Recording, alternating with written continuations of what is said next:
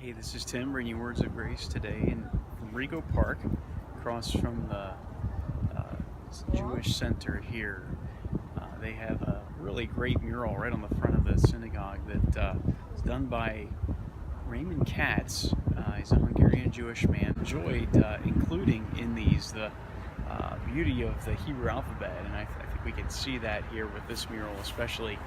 Wanted to bring you here to discuss a question that many bring up, because this mural depicts scenes from the Old Testament. I think we can see the Torah being given from Mount Sinai, and perhaps this is Joshua's hand raising the shofar as they go around Jericho.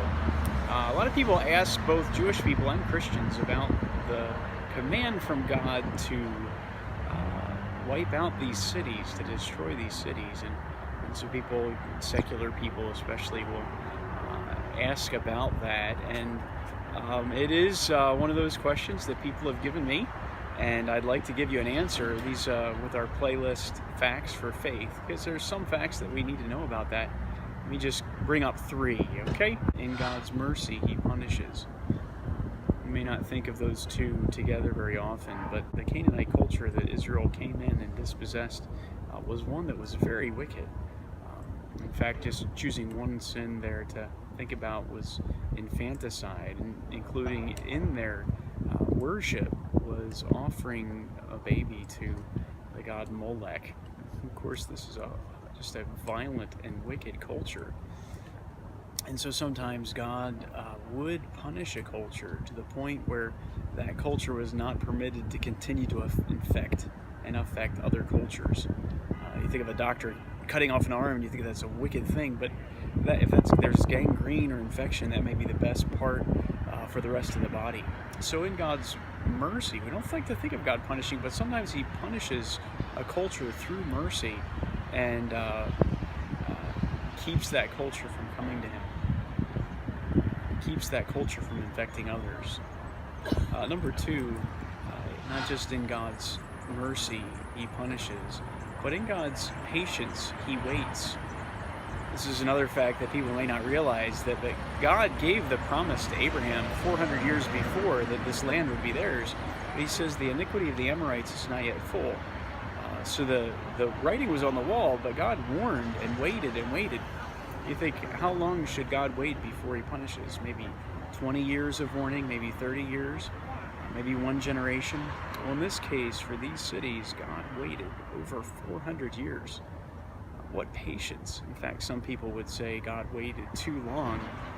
Sometimes when injustice is being taken, when violence is being exhibited, people say, why doesn't God intervene? Well, in this case, He did, and He used the children of Israel to enact His justice.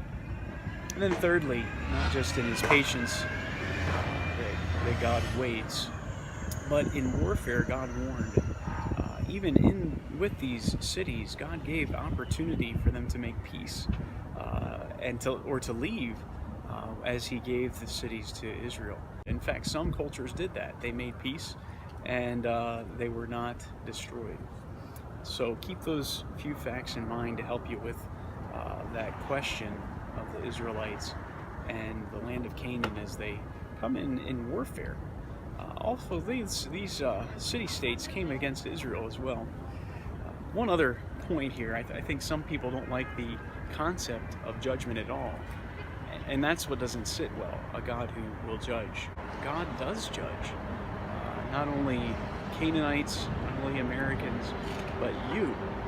The Bible says in Hebrews, it is appointed unto man once to die, and after that the judgment. You may not like that thought today, but it's true. God will judge you as well.